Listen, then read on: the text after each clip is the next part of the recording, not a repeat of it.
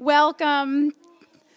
Thank you so much for giving up some time during this really busy time of year. My name's Kate Frisbee. I teach the public speaking class here at Essex High School. For those of you that don't know, it's a voluntary elective for English. So all of these students have signed up and put themselves in this precarious situation by choice, which makes me think they are very brave souls. And after tonight, I think you're going to think they're brave and also very talented. This has been a great semester. Every class is different. They always have their own flavor. And this has just been one of the nicest groups of kids I've ever worked with. They're so prepared. Their rehearsal was so good. It blew my mind. And I've just been impressed the entire semester with how nice they are to each other and how thorough they are in their comments. It really has been a super fun semester of hanging out with them. So thank you for all the work you did with them to make them like this. This is one of my favorite speeches because this is the real speech you're going to give in life. You know, you might not go on to write an informative or a persuasive speech in life. You might not record a podcast ever again. But hopefully, you are going to, at some point, give a toast. You're going to recognize your grandma. You're going to wish your best friend, luck after her marriage ceremony. And you're going to give a toast maybe at your dad's birthday. So this is practice for that. And these kids are going to be the people you're going to want to give the toast at the next event because they're that good, okay? I had a lot of help this semester, so I just want to do a little shout out to my student teacher, Miss Haji. So I have never had a co-teacher, and that's been a wonderful addition to teaching this semester, and it was just really nice to share these kids with someone else and have another perspective for them. So that's about all I have to say. They really talk for the rest of the night. It goes really quickly. They've been asked to write a 3 to 5 minute tribute to someone that they want to thank in their life, someone they want to honor. And so they all have come up with it. You're going to notice a lot of them are going to have an index card in their hand because we talk about how when you do this for real, you're probably at a ceremony where the DJ gives you a microphone and you have your index card and your glass of champagne or, bubbly is right here and you're saying something and then you toast. And people want to eat the salad and they want to dance, so they don't want to listen to you for very long. So 3 to 5 minutes is just about perfect. So that's what they have for you tonight. So we're going to start with Peyton Ash.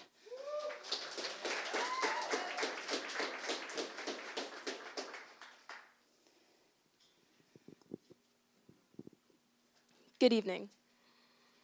July 15th, 2005. This is an important date in my life, not only because it was the day I was born, but because it was the day that I met my best friend, my mom, Jen.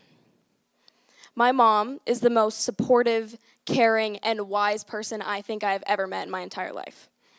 Tonight, I want to honor her by telling you all how wonderful and amazing she is. When I think back to my earliest memories, my mom was in every single one of them. And she always had something to teach me, whether it was showing me how to build a sandcastle, how to play cards, or just taking me to the museum. She also taught me that no errand is complete without a run to Starbucks. She's my partner in crime, and we do absolutely everything together, including one unfortunate incident that occurred when I was about 4 years old.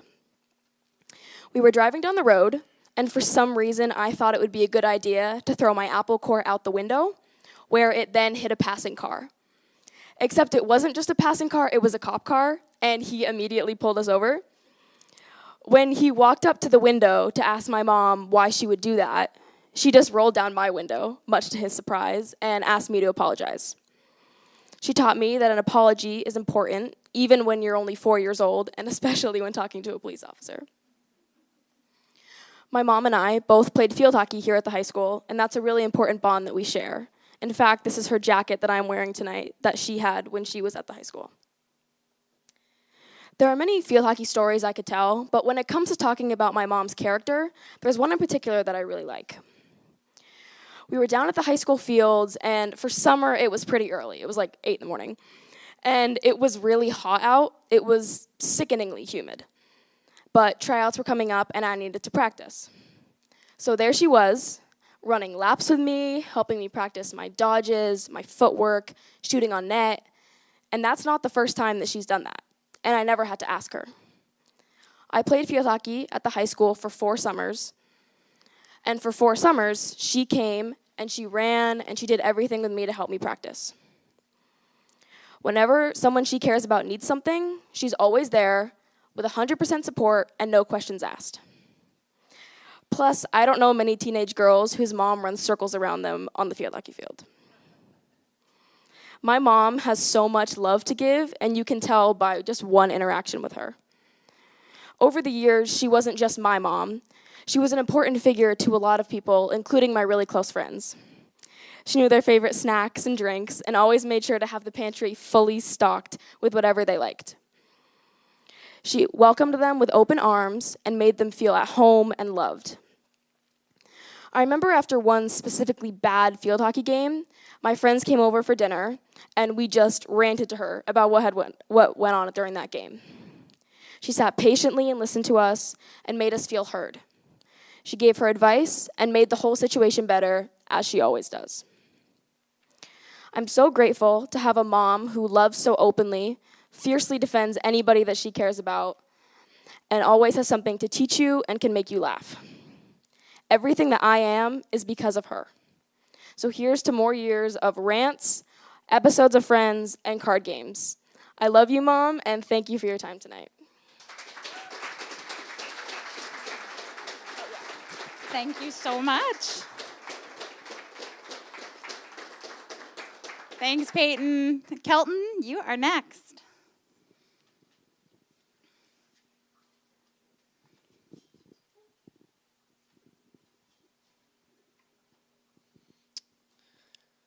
Hello, everyone.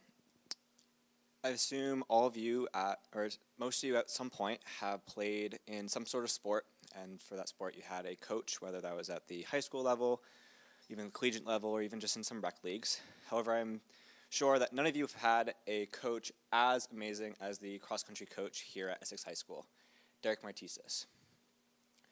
Derek Martisis is the most selfless and dedicated leader that I've ever had. And tonight, I get to thank him for being such a great coach and share a few stories that I've shared with him over the past 3 years. The first day I met Derek was on the first day of my freshman year at cross-country practice.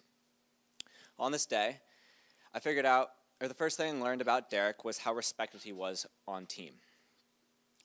Actually, Derek was the person who inspired me to take this class, as his public speaking ability was so amazing and has always been something I wanted to replicate. On that first day, I not only learned how dedicated he was and how respected he was, but he clearly had a background in the sport, and he was someone that everyone looked up to. Derek ran for Notre Dame in college and was clearly successful in the running. His success in running also seemed to go into other parts of his life as it seemed to follow him. He is the father and coach of Brady Martisis, who I had the pleasure of running with during my freshman year. Brady was a leader. He was someone that everyone on the team looked up to, and it was clear that everything that Brady had learned was from Derek, and it was clear that that had passed over from team to athlete to the rest of the team. One thing that Derek has taught me, and he's taught the whole team, he kind of lives, eats, and breathes by this quote, is team over me. Team over me is the basis of any decision that Derek ever makes, whether it's on team or in life. It stands for put your team first. If you put your team first, your team will respect you, it will help you, and you'll come second.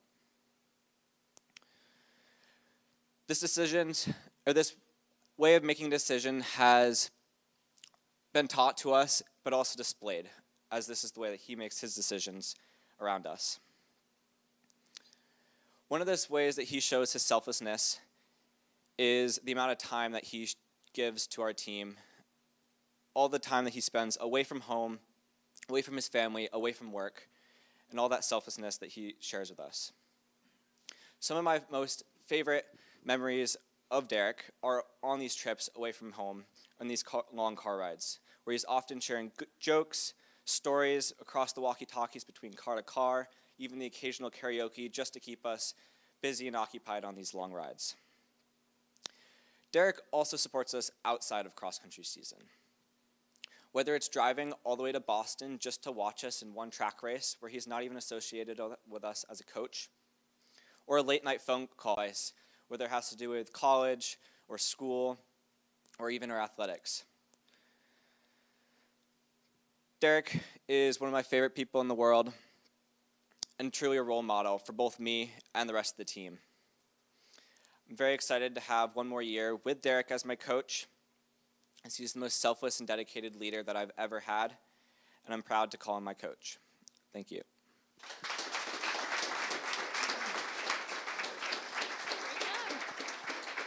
Oh, you got a stack. Thanks, Kelton. Next, we have Abby, right?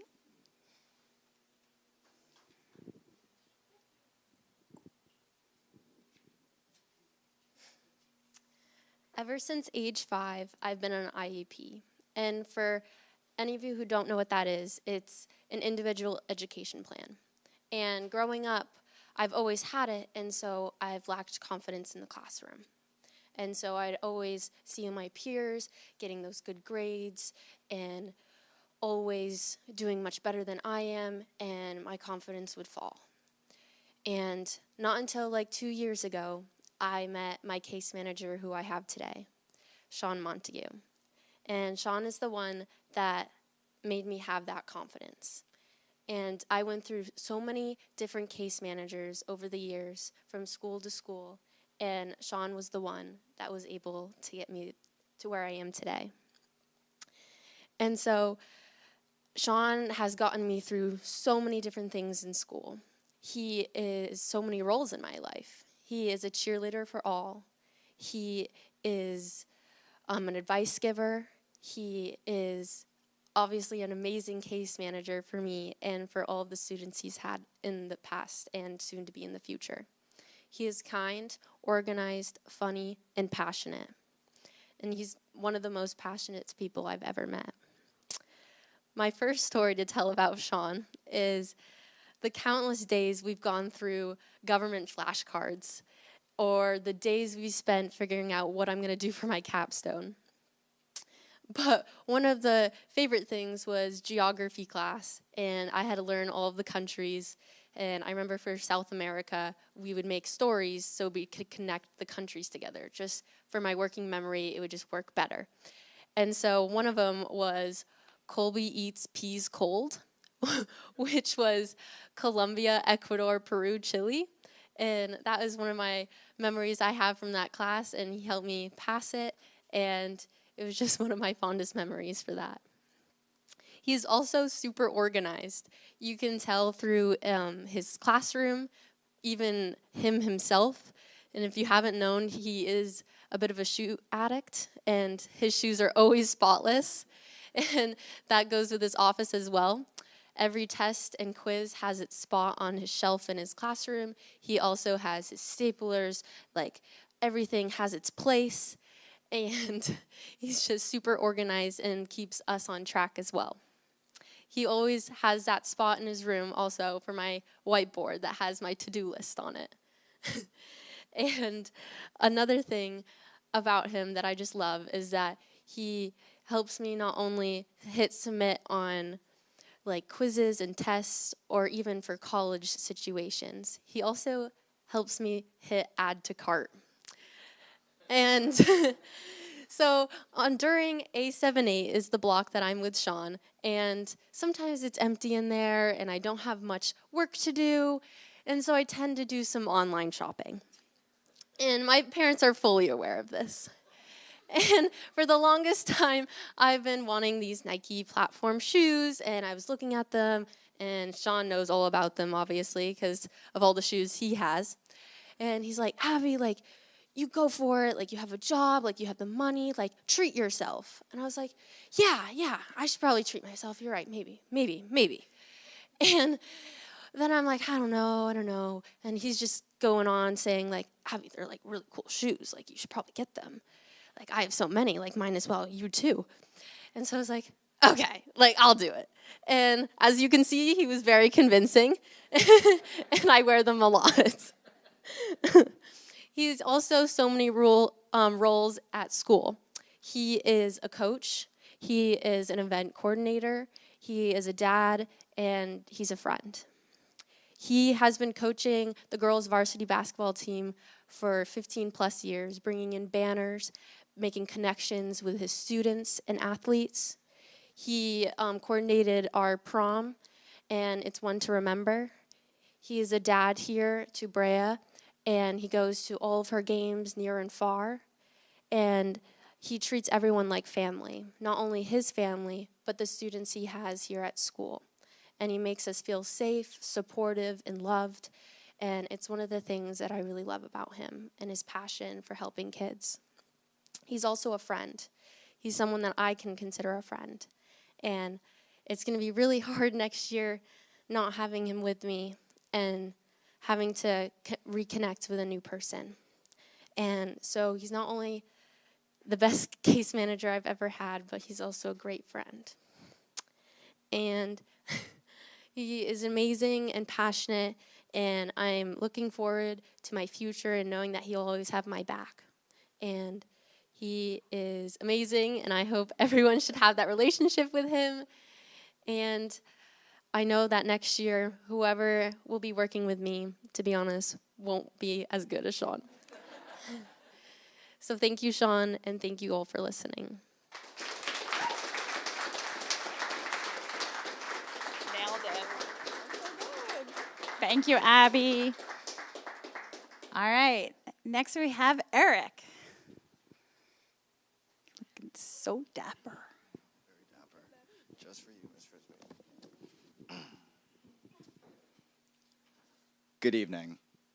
We all have that one friend in our life that you can just always hang out with because they just make you feel so smart. And for me, that's my buddy Tommy. Tommy and I met in the 6th grade and have been basically inseparable since. Me and Tommy lived through everyone's most awkward years together. Puberty, middle school, and our first girlfriends. Over the years, I've seen Tommy grow from a smelly, ratty kid I found at the skate park to the man you see behind me on the screen. The more I've been able to get to know Tommy, the more I've been able to see his true dedication to his passions and the love he has for the people around him. There are so many stories I could tell you about me and Tommy, but I think the best place to start is the first one I can remember. Me and Tommy were walking down Maple Street and a car goes by and Tommy looks at me and he goes, "Eric, that's a Subaru something with this and that," and I had absolutely no idea what he was talking about or how he knew it. Now I know that Tommy's obsession and maybe addiction with cars is very real and probably one of his biggest passions in this world. Tommy's knowledge and understanding of cars is honestly astonishing to me, and I have no idea what he's talking about half the time. Before I even met Tommy, he was saving up money and working as much as he physically could to be able to buy a car when he turned 16. And when he turned 16, he did. He bought a Mazda Miata 6-speed manual for $10,000. And that thing was his absolute baby, and he loved it almost as much as he loved me. Unfortunately, last year in November, in a hit-and-run accident, his car was totaled.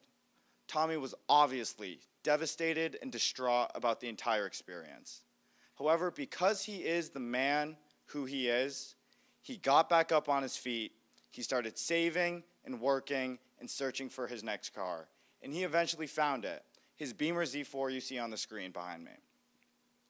Tommy is obviously very, very protective over his car, who drives it, who sits in the driver's seat, and even who sits in the passenger seat. So you would imagine my surprise when he pulled into a parking lot one day and he said, "Eric, it is your turn to drive it." And with a lot of excitement and nerves, I sat into his driver's seat. And I was excited and both nervous to drive not only manual for the first time, but Tommy's car the first time. And after 5, maybe 10 minutes of just a little bit of coaching from Tommy, we're driving around in circles in a parking lot. And that is one of the most happy and pure moments I can think of with Tommy. And like many men before us, we were bonding over cars. Tommy doesn't only just care about the things that he has, but the people he has around him.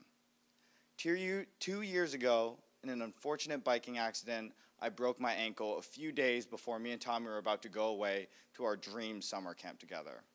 However, Tommy stuck by my side through the entire experience, whether that meant bringing me water or food, sneaking outside to ride my bike when we thought my parents weren't home, or even building a motorized bike that still sits in my garage that my mom still absolutely loves. Tommy was there for me. He could have been out doing other things throughout the summer, but he was there with me doing whatever I was able to do. That just showed me Tommy's care and compassion for the people that are around him. As this year comes to a finish and graduation is upon us next year, I look into my future in me and Tommy's relationship.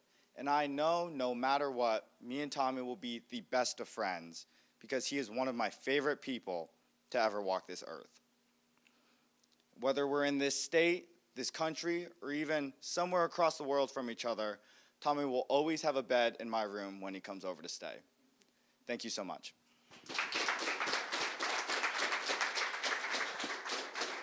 Thanks, Eric.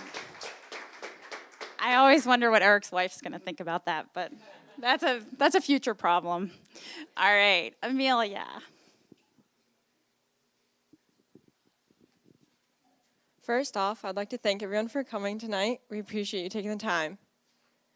When you're little, did you have someone that you looked up to or something, for example, like Elmo or your mom or your dad? For me, it was my dad, Alan Buffard. From when I was young, my dad has always been someone that I've seen as my hero, the first person I run to when something's broken or I'm heartbroken. He's always there for me to rely on. When I was 9, I begged my dad for 15 whole minutes, I swear, to let me go on my first bike ride by myself. I was so excited. I was able to go out by myself while he was making dinner, and I didn't have to worry about watching out for him or anything. About 15 minutes later, I come in the door sobbing. Not just not like little cry here and there, full-fledged sobbing. Boogers everywhere, hyperventilating. I was a hot mess. Blood was running down my knee, and I was terrified. I was in a bike accident, and I didn't know what to do. I've never been in an accident like this before in my whole entire life.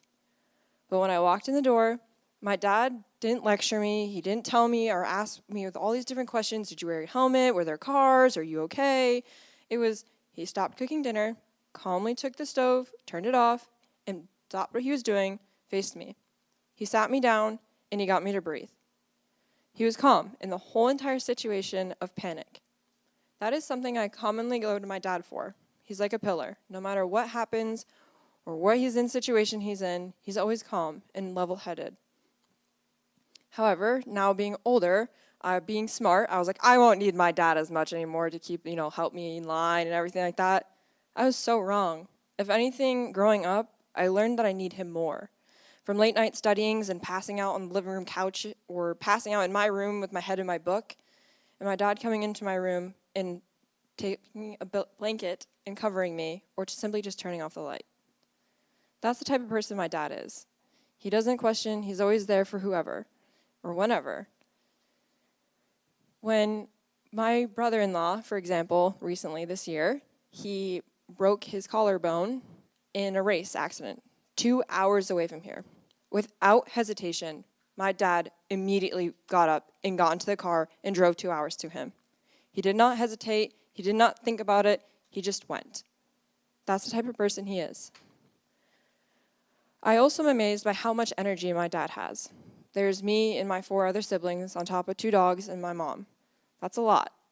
And my dad would work from 5:30 a.m. to about 4:30 at night, 11 hours straight. But yet he'd still come home with enough energy to bring myself and my 4 siblings to different sports practices or help with house projects or make sure the dogs ate. He did all of that without complaining. My favorite memory of when my dad would come home was always asking me the comma, "What's your drama level, Amelia?" That way there, he knows exactly what he's getting into. Not only is my dad a dedicated man to myself and my family, he's also as dedicated to his job. He worked for the Green Mountain Boys the Vermont Air National Guard Green Mountain Boys. He retired after 40 years, and he retired as a Chief Master Sergeant. He was known as the respectable man that anyone can come to with questions. He wouldn't hesitate to help you if you needed help. When he left his job and retired, a lot of people were bummed. I can't blame them. Growing up, he's one of the best persons in my life, and I honestly can't imagine my life without him. So, thank you, Dad, for always being there by my side, being my hero and my shield, and no matter what happens, I'll still run to you if something's broken. Thank you. So hard. Good job. I like this. Thanks, Amelia. All right, and next we have Ava. Did I get your mom's name right? Because you put my mom. So I had to look it up. Oh. Good evening, everyone. If I had $1 for every time I was told I look like my mom, I probably would not be right here right now. I'd probably be on a private island. She's beautiful and strong, so I take this as a compliment. Through any challenge she goes through it with courage and compassion. Raising 2 kids is no easy battle, but she somehow does it. She inspires me with how strong and resilient she is. So tonight, I'm going to talk a little bit about her. So I don't know if any of you have an elf on the shelf, but I do. Her name is Roxy, and she's very creative with where she likes to hide. So one morning, me and my sister ran downstairs. This was about 2017. And we saw Roxy. She was hanging on an ornament hanging from the kitchen ceiling. And on the ornament, it said, "I came in like a wrecking ball. LOL, Roxy." And at the time, you know, the song Wrecking Ball by Miley Cyrus. It's pretty funny. So my sister and I, we went about our day. And we came home, and we saw Roxy. She was still there. And Roxy fell. And she brushed my sister on the way down. And you can't touch the elf, or else the elf loses its magic. So my sister and I started sobbing, just bawling our eyes out, because we thought Roxy was going to lose her magic. And my mom came over, and she was like, "What's wrong?" And we just kept sobbing, and Roxy was on the floor. And she picked her up, and we started screaming at her to not touch her, because we thought she was going to lose more magic. But she reassured us that it was okay because Roxy told her that she could touch her because she was an adult, not a kid. So she put her back, and it was all good. And Roxy wrote us a note the next day saying how my mom was allowed to touch her because she was an adult, like we said. And so life was fine. She always goes to extreme lengths to make me and my sister happy, no matter what. Even in hardships, she's steadfast in her selflessness. And not only is she selfless, but she's always been my biggest supporter. She doesn't know much about the game of field hockey, but she tries. She goes to every single one of my games. I can't remember when she didn't go. I tend to get very overthinking in my head when I'm playing, and I get really nervous, and I make a lot of mistakes when I get really nervous. So September 14th, 2022 was the night that I scored my first varsity goal. And I remember telling my mom that day that I was going to score. This was the day. And it was an under the lights game, so there was a lot of pressure. But my mom told me, "You can do it, just stay calm. Just don't think about anything, just think about yourself, and you can do it." So believe it or not, halfway into the game, I was frustrated. I was not going my way. And I was so frustrated that I almost started to cry. But I saw my mom in the stands, and everything was fine. And in the sorry. And in the last quarter, I scored, and I saw my mom in the stand.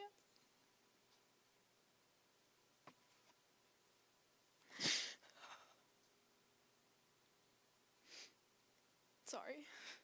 I saw my mom in the stands, and I scored, and everything was fine and happy and good, and this is, yeah, sorry guys, my mom's my best friend, and so she's always been my rock and my supporter and my anchor in life. just through everything. And her support goes beyond words.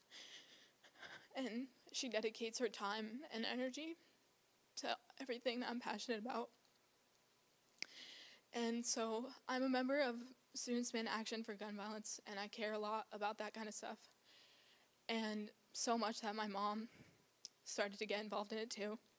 And she's now in the Moms Demand Action branch of Students Demand Action. And one night this year at Easter, we had a family dinner, and things got a little heated, and we got into an argument about a recent shooting that had happened. And my mom and I got so frustrated with our family that we had to get up and leave, because it was just, they were saying a lot of nonsense, but my mom always taught me that you have to respect other people's opinions, even if you don't agree with them. And I've always kept that with me. My mom is my best friend, and she's always taught me to chase my dreams no matter what. And I'm so grateful for her and everything that she does. Her support is my driving force in life, and she's behind my accomplishments every step of the way. And she's my greatest inspiration in life. I love you, Mom. Thank you.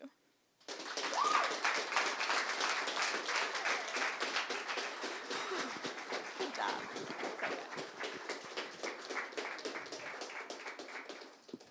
All right, next we have Rosalind. Yay.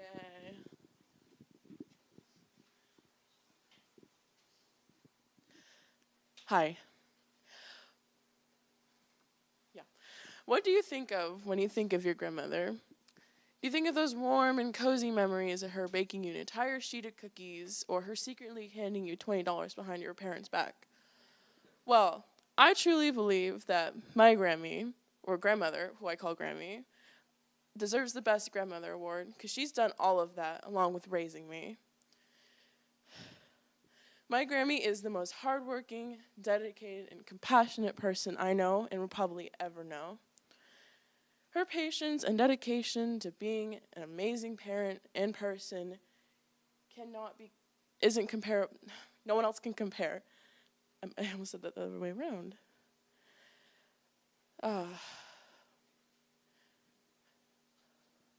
A good example of just how patient and dedicated she really is was some of the earliest memories of my life. Growing up, I had such an irrational fear of thunder. I still kind of do. And I would literally bury myself on my bed in just a mountain of stuffed animals. And she'd have to fish through all of them to find me and gently stroke my back when I was holding my head and sobbing. And she just softly soothed to me that it's all right. It's just noise. And if you're ever in real danger, I'd protect you. I think that's quite beautiful. Along with having such a huge amount of compassion, she's the most trustworthy person I ever know, and she's never told a lie. Now, something that she's always warned me about that I never really thought would happen to me until it actually did was just how messy and complicated and emotional romantic relationships can be. And I know none of you want to hear about a teenage girl's high school relationships. But I'm going to do what I do pretty well, which is getting too comfortable with people too fast. So I'm about to tell you this story. But to spare you the details, I was 104 miles away from home, working at a summer camp, and my partner of 2 years broke up, dumped me over text. No, I'm okay now. Oh no. But so I called her, sobbing, make mascara running. I was sweating. It was like 95 degrees outside. It was awful. And I called her, and she told me some really good and some really real advice that I feel like all of you should know. Partners will dump you. That's okay. It's part of life. Just keep your head held up high, and don't ever let a little boy whose brain isn't fully developed yet make you cry. And I have been living with that mentality ever since. Now, along with being extremely trustworthy and dedicated, this third story really highlights just how hardworking and, I already said that, but hardworking she is. I was visiting my other grandmother. It's a while away from here, and there was a conflict going on, and I was in a pretty uncomfortable situation. So it got to a point where I had to call Grammy and tell her what was going on, and without hesitation, she told me that she would bring me home, come rescue me, and she drove 2 hours to come and pick me up, just like that. I also think that's very beautiful. So, me and Grammy always don't really get along, and I think mostly because there's such a huge age gap between us, and I mean that in a nice way. I promise. That sounded bad. I didn't mean that, but it's true. And since I'm so young, and I think I just know everything, and and she definitely has way more wisdom than me, and especially recently we haven't been agreeing too much, but she didn't have to become my legal guardian, but she did, because she loves me, and I love her very much. So I hope tonight you have learned a little something about this amazing woman sitting in the crowd with you right now. And just know that she is not only an amazing grandmother, mother, mentor, but overall a great person, because she's never stopped being her true and authentic self. Thank you. You've been a great audience. Great job. Great job. Thanks, Rosalind. All right, Azzy's next.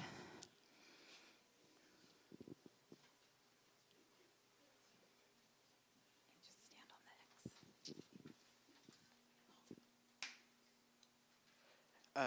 Happy 30, happy 40, 79, I think. That's roughly the time. I'm going to say evening because everyone else already said that. Is mic working? Yeah, it is. Throughout my life, I've had someone who has consoled me at my weakest moments and congratulated me at my highest. And that person is my mother. I would not be the person I am today without her. Today I'm going to talk about what a cool and great mom she is. To begin with, roughly 7 years ago, when I was in the 5th grade, in the winter of 2017, I left my glasses on a picnic table, and then it rained, and then it got really cold because the rain froze, so my glasses became stuck beneath 3 inches of ice on the picnic table in this park. And my mom, she took a Gatorade cap, and she chiseled my glasses out of it using the Gatorade cap. I'm really grateful for that, but yeah, that's really nice of her. My mom has done a lot for me, but she's done a lot for others too. When the first wave of baby chickens came to populate our farm, it got really cold around the same time, so one of them got frostbite on its leg, and it lost that leg.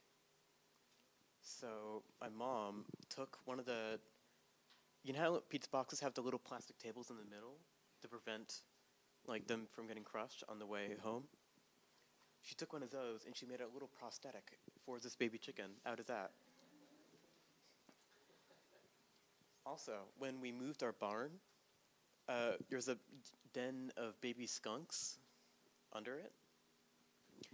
My mom called Fish and Game, and they said that she should take care of them while they come there to, take care of the baby skunks. And during that time period, she bottle fed these little baby skunks individually. It did make her smell like a skunk. It probably was but she did it anyway, knowing it made her smell like a skunk. She made a self-sacrifice in order to help precious little baby skunks. My mom has done a lot for animals and me, but she's also done a lot for other people too. My mom used to volunteer for an adaptive sports program, which was a group which helped people who did sports, but then they became disabled, so they were no longer able to do that sport through regular means. In one instance, some guy lost the use of his legs in a car accident. And he used to be a bicyclist, but he couldn't do that anymore since he couldn't really paddle the bike paddle. So my mom and a team of volunteers helped design a special bike where he could steer it and then someone else could paddle it so he could still bike. I have plenty more stories I could share about my mom, but I don't want to hog the mic. I hope I've left a good impression of my mother. I hope so, yeah. But I would not be the person I am today without her. She's been a wonderful influence on me and everyone else she's been around. I love her a lot. Thanks for listening.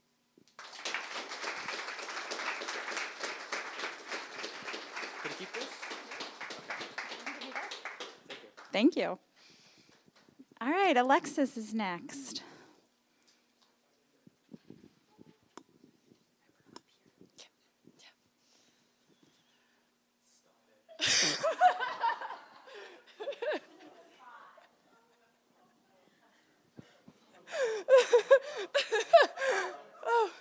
Okay.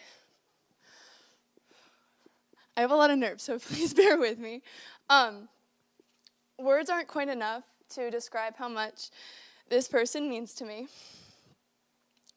We've spent the past over 10 years of friendship, laughing and crying and singing songs that are way too appropriate for our age and way too inappropriate for our age. There has never been a time where Marcino Ambrose was not my best friend. Even when we were strangers walking down the hallway. We met back in the 4th grade, and he had just moved from Detroit, Michigan. I did not know any idea who this kid was. But I knew that he was going to be something important in my life, and he was going to be my best friend.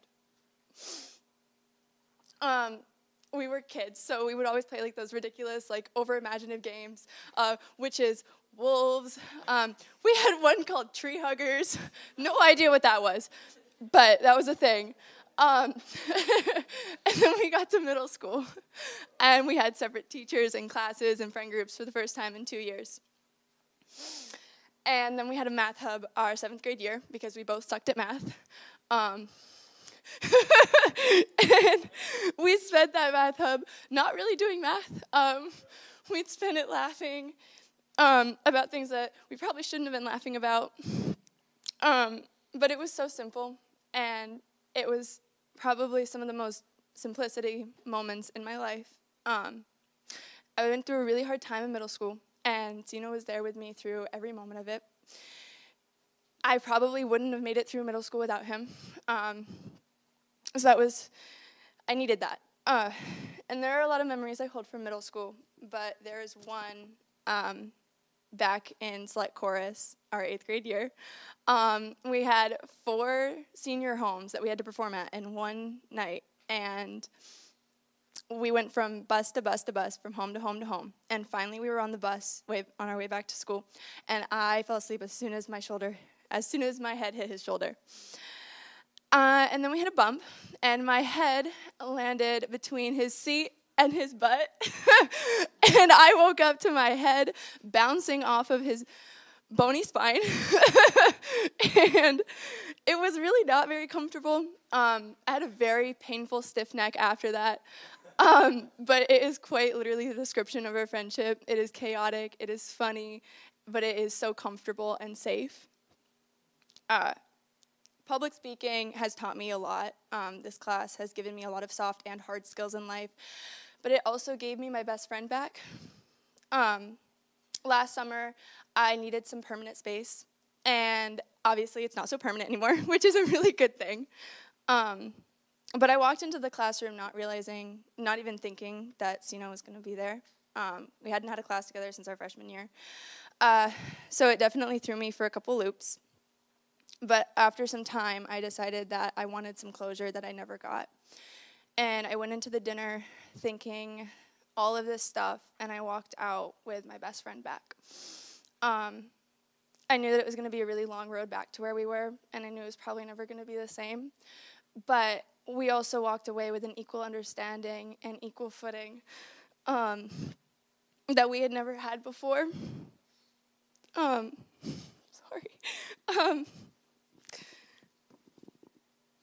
I will never regret having that dinner, and I will never regret having him in class with me, and I will never regret taking him back as my best friend.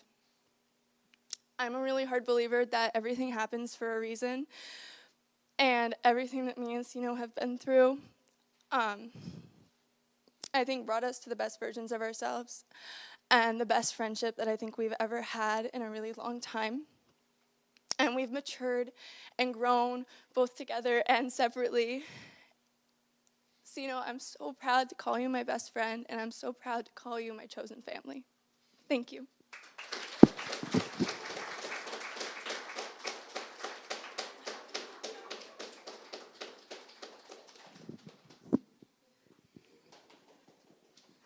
Great job. All right. And next we have Wes.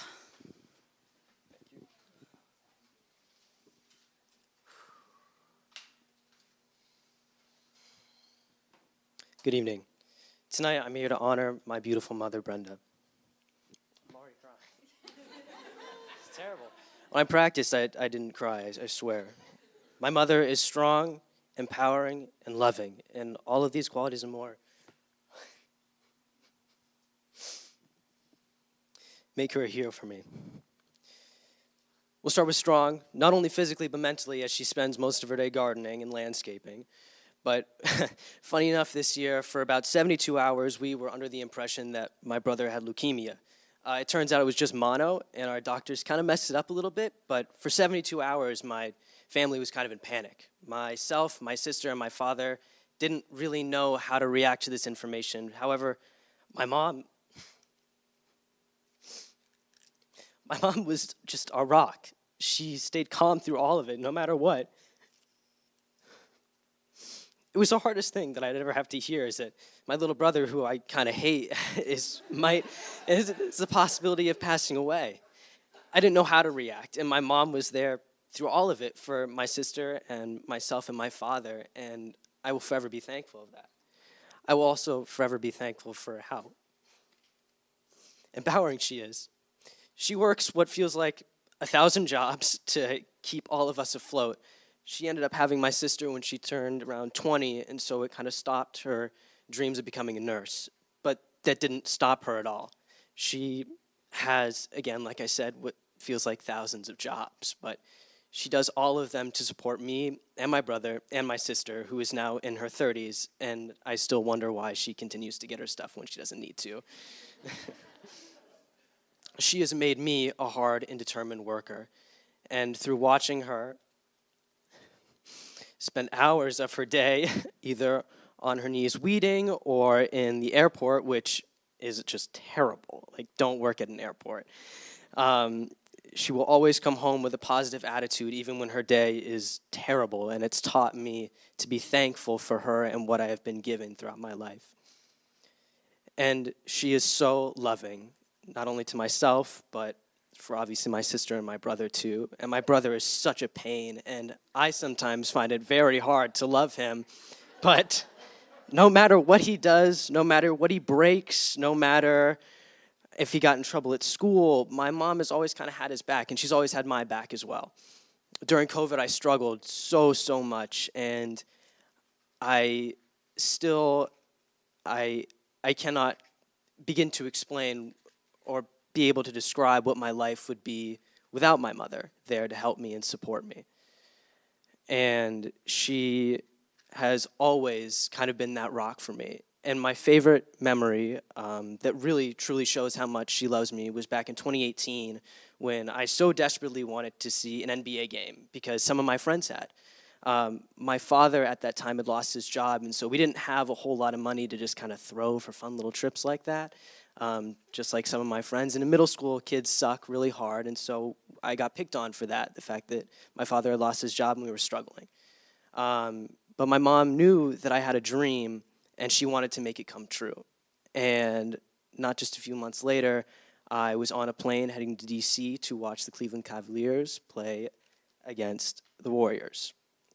I remember being kind of upset because we had nosebleed seats, and I thought that if I showed people pictures, they would make fun of me. They'd call me poor. They'd say all these nasty things that they always did. And so I was a little bit disappointed and kind of angry. But as soon as I stepped on and I saw that court, I almost started to tear up because I realized that my mother must have set aside money for months to be able to afford for us to stay in a hotel, to eat, and she works for the airline, which in itself is punishment alone, and it's no amount of money can fix what is going on there. But because she does that, for us, we get to fly standby for free. And I stepped on and I saw that court, and I just realized that she loves me so dearly, no matter what, no matter if I'm being a brat or if I'm angry or mean. She has always, always been there for me, and that was the moment that I realized that she will always make my dreams come true. And Mom, you're somewhere over there. I think I can kind of see your hair. I love you so much, and I know that unfortunately I don't say it enough,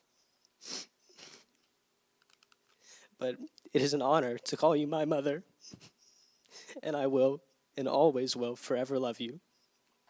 Thank you. Good job. Better than what Good. Good job. And next we have Sophie. Good evening, everybody. So this is my brother Sam, and Sam has the best memory of anybody I've ever met. He'll bring to mind something that has fallen so far out of my recognition and relevance that when he brings it back to me, it's like a snap of magic and everything comes flooding back. I don't have a note card, so I'm hoping that my memory is as good as his tonight. But I'd like to start a story of a couple of weeks ago. We were at my grandparents' house in Burlington, and we were sitting on the porch after we went to go play at the park. And I went inside to get some water, and when I came back, Sam was looking at the ground, and he was going like, I said, Sam, cut that out. What are you doing? But it was a baby bird on the floor that had fallen out of its nest. And he picked it up, and Sam runs hot, and his hands are always like sweaty and like hot and gross. But he picks up the little baby bird, and it was the perfect environment for it because it fell right asleep, and it was safe in his arms. I went to the neighbor's house and borrowed a ladder, and I held it steady as he climbed up to put the baby bird back in its house. Well, Sam's favorite animal in the whole world is our cat, Pinky. And Pinky's this great big fat orange cat, but 10 years ago when she was a little baby, most of her kitten photos are Sam holding her and cradling her and walking her around. Well, Pinky and Sam actually started their debut acting careers in the same time, because in freshman English class, I had to make a video adaptation of Much Ado About Nothing by Shakespeare, and I casted Sam as Claudio and Pinky as Hero, because Pinky could pretty much be relied on to sit still for any amount of time. So in the play, Claudio and Hero get married. And so we wrapped Pinky up in her beautiful white gown made of a beautiful sheet, and Sam and Pinky were officially married. And they still have a beautiful, happy relationship to this day, which is very much valid. And one day, I'm going to be able to tell his future girlfriend that she's the side piece to our family cat. Well, Sam's acting career continued, and there's a tradition at Westford School where he's at, where you kind of have a little haunted house throughout the woods to raise money for their 8th grade field trip, which he's on right now, somewhere camping. And so I remember he put a lot of effort into his role. He dragged us to a thrift store to get a nice little outfit. He created a fantastic storyline and plot for his little for his little walk arounds, and he stayed in character and he like freaked us out. I was very proud of him walking through it. And one time Westford School had to do their play for Alice in Wonderland. They wanted Sam to be the Mad Hatter because they thought he could go like, be a scary little guy as you see there. But Sam's dream role was Cheshire Cat. As you can see from his round eyes and his eerie smile, he would have been perfect. But unfortunately, someone else had already taken that role, and he wasn't going to get it. Well, he's extremely original, he's extremely creative, and I love his writing style. If I check my email is Shopkins, and his is Shopkins1, since we share the same first initial and same last name. But if I check my email and I find a Google Doc from Sam, I'm always like, yeah, because I get to read some of his writing. English class is, at the same time, his strong suit and his weak suit. Sometimes his writing has a distinct lack of punctuation. Sometimes it's a little inappropriate for school, but I absolutely adore reading it and narrating it for him. He's also a fantastic storyteller and has had the most run-ins with the supernatural of anyone I've met. According to Sam, Westford is teeming with skinwalkers, demon dogs, and other kinds of ghosts. But the most horrifying run-in he's had was when he encountered the naked monkey with his best friends. The naked monkey was a pale humanoid figure crouching in a tree. His eyes, you couldn't really see them. He was just like waiting to pounce on you. And I always bring to mind the naked monkey as I'm walking down the driveway to put the recycling out at the curb. Well, if you come to our house in Westford, you're going to see a couple more creatures than skinwalkers. You might see Pinky outside rolling around in the grass, as she likes to do. And you'll also see Sam outside. He's always outside running around having fun. He likes to have fun with, like, a stick. You know, he just goes outside, and like the 14-year-old kid he is, he has lots of fun picking up the stick and just throwing it. He sharpened the end, and it's his homemade spear. And there's lots of holes in our yard from it. We asked Sam if he wants to join maybe track and field next year, and he can learn how to throw a javelin. But he declines because he wanted to do things his own way. He knew that if he joined, they'd make him use an actual piece of equipment and not a stick. And he wants to do things his own way. He really does want to do things his own way, and I always believe it's pretty much the right way. It's the most entertaining way for me, and it's the most way to be true to himself. So I'm leaving high school next year, and Sam's entering high school next year. I'm not going to be around to remember the memories that he's going to be remembering to me. We're going to be in separate areas, but I feel really hopeful about what he's going to do. If he joins theater, if he continues writing, if he does join track, or if he's just like a normal kid. But he is an extraordinary kid. Whatever he's going to do is going to be inspiring to me. I'm hopeful for him. And I hope he keeps his originality, his creativity, and his subtle and enduring kindness. Thank you.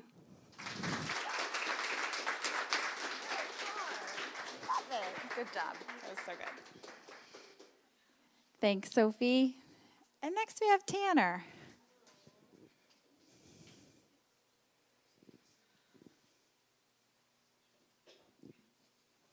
Hi, everybody. I hope you're not sick of speeches yet, but I promise this one will be worth it.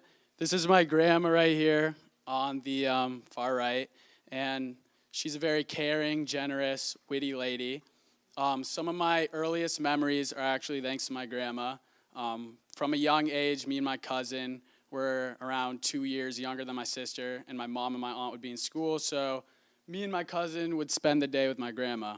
What we would do, we would go to McDonald's, then, we would go to the movies, whether that was watching Tangled, any, old Disney movie. But I remember one time at McDonald's, me and my cousin got a Happy Meal, and, we didn't get the right My Little Pony color. So obviously, my grandma had to go to the front and get the right color because that would have been the end of the world for me and my cousin. She's also a very generous lady. So, of course, when I need something, I go to her. I needed a lacrosse helmet when I first started playing. So what I did was I contacted my grandma first, and we immediately went there. And what she did was I didn't understand lacrosse at that time, obviously. So we picked out, the first helmet we saw. We ended up getting this little black one with Velcro and everything. And looking back now, it looked really dumb on me. But I really appreciate how she got that for me because without her buying me that helmet, I don't know whether we would have gone to that point. And then another memory that I like to, think of that shows just how, competitive my grandma was every Christmas, what we usually do is we play Sorry or some card game like that. And from a young age, me, my cousin, my sister were very competitive, and we play my grandma. My cousin was the cheater, the crier. Me and my sister were, me and my sister, we would argue a lot, fight. And what my grandma did was she taught us how to take that competitiveness and put it into better forms of use, sports-wise, school-wise, without crying and the fighting and the punching. So without my grandma, I don't think I would be who I am today, and I don't think I would be the athlete I am today. So thank you very much. Thanks, Tanner. All right, next we have Emmy.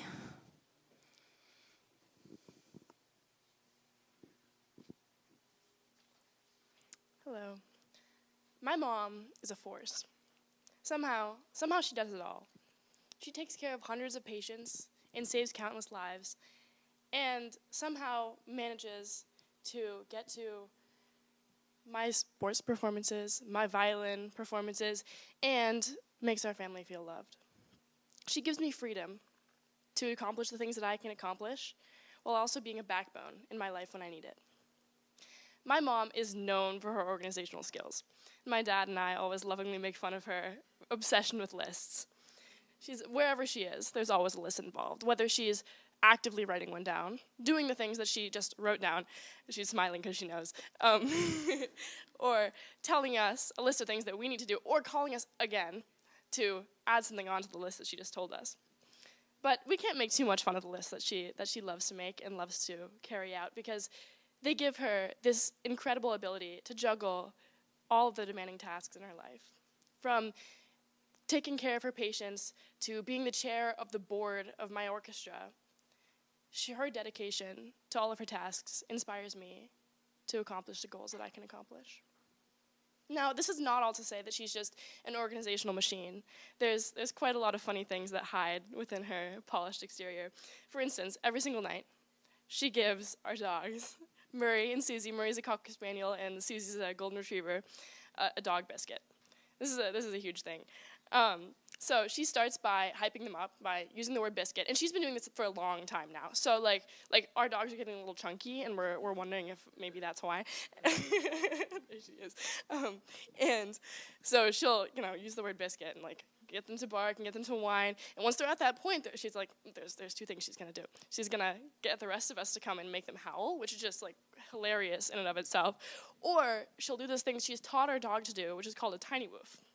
And so she'll go up to my dog Murray, and she'll go, "Murray, tiny woof," and he'll go, "Woof," and she'll give him a biscuit, and finally they'll shut up. But if the dogs don't make me laugh, her smile always does, every time.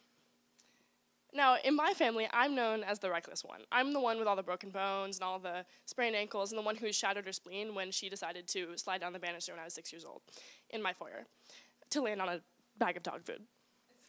Yeah. And she's the one who won't go on a dog walk without packing a lunch. So, I'm the one who likes to leave everything up to the hands of opportunity, and she's the one who likes to leave everything up to the hands of her planner. We both love traveling. I like to keep the moment open. What if something interesting happens? And she likes everything planned out to the minute.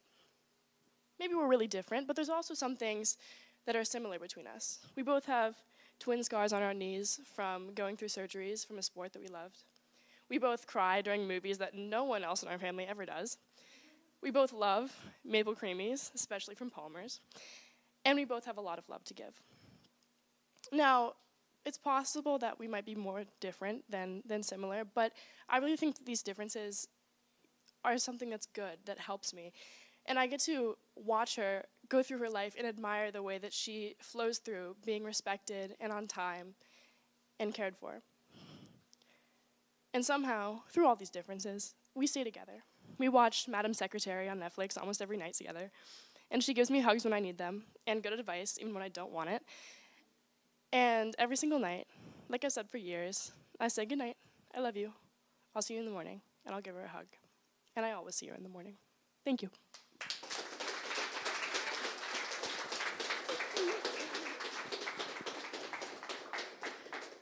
Thanks, Emmy.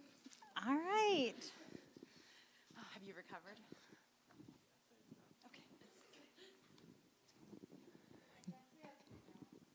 Good evening, everyone. So to start off, I'm not one to usually believe in star-crossed lovers or love at first sight or anything ridiculous like that, but my boyfriend, Xavier Schneider, has made all the difference. He never fails to make me smile with his sweet words, and he never fails to make me laugh when he texts me about some new Overwatch character that just came out. And I'd also like to say that he's a great visual artist, and he's one of many in our school. And if I were to say anything about it, I'd definitely say that he's my favorite and one of the best, but that's just a bias because I love him. So around last summer, he had been working on a certain drawing, and he was really secretive about it. But I was like, okay, whatever, like I won't really push it. And then in August, around my birthday, he asked me what 12 of my favorite songs were. And knowing my boyfriend as the avid gift giver that he is, I was like, okay, let me just send him the 12 songs. And so I did. And about a week later, he showed up to my house after school, and there was a box that had Fragile on it. And as I opened it, there was a vinyl with my face carefully painted on it that said Sino's vinyl with flowers, decorated in a light shade of brown. And when I opened it, on the inner disc of the vinyl were pictures of me and him, and on the back, 12 of my favorite songs from our favorite, Telephones by Vacations, and another one by Piero Piccioni, who's my favorite Italian composer. But he isn't only a great gift giver, he's also very sweet with his words. On Valentine's Day this year, we planned to go out to dinner. But before that, he said that he had something at his house for me. So we drove to his house after school, which, by the way, I got in the car and there were already like a bouquet of flowers for me, which I love, by the way. And I remember them being an assortment of red and pink and white, and they smelled so good. And once we got to his house, I opened the door to his room, and there was a big cardboard heart with a bunch of different pink hearts made out of like construction paper cut out, decorating it with some of my favorite items, such as different Kirby assorted things, because I'm in love with Kirby and he knows that. Some of my favorite candies and gum, tons of it, even though he knows I need to stop chewing it. Abby knows what I'm talking about.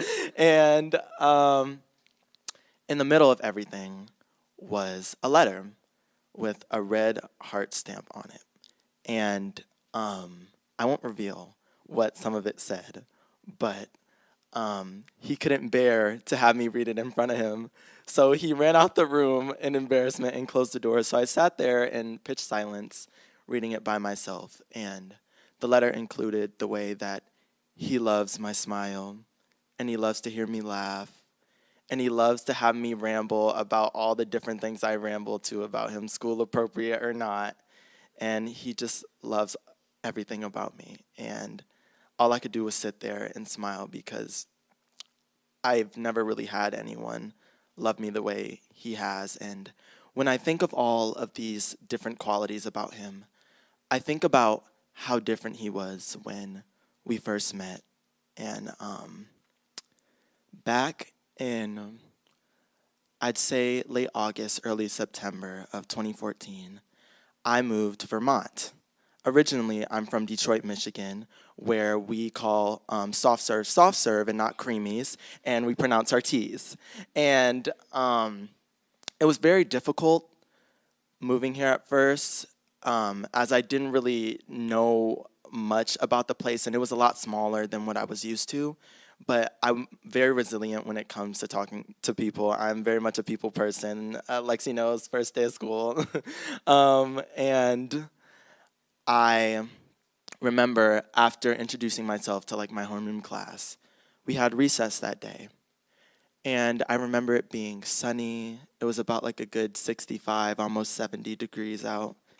And I remember the way the wind blowed, and I remember just hearing the chatter. And I also remember trying to find someone to talk to, because that's what I'm best at. And sitting on a bench in the distance, there he was. And I remember him looking around, and I remembered the way a tree sat above him and blowed in the wind. And he definitely looked a lot shyer then, but I think he also sensed me staring at him, because he looked up, and then that's when I made the move to go and ask him, do you want to play? And so ever since then, he's been one of my closest companions, and I couldn't tell you what drew me to him that day, but I knew it was something.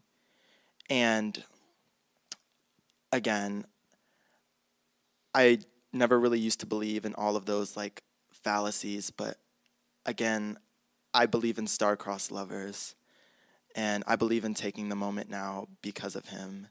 And when I think about what would happen if he had said no that day, or if I didn't make the decision to talk to him, nothing really pops up with the conclusion of like if those things didn't happen, because I don't think there's a universe where we like aren't together, or we aren't best friends, and we aren't like in any like relation to each other, because he's the person that I love the most. And yeah, so to close out the night, I would just like to read something that he wrote me one time. You're the love of my life, and you inspire me to do everything that I want to do, whether it's getting work done or getting through the things that I can't. I love you. Thank you all for listening tonight.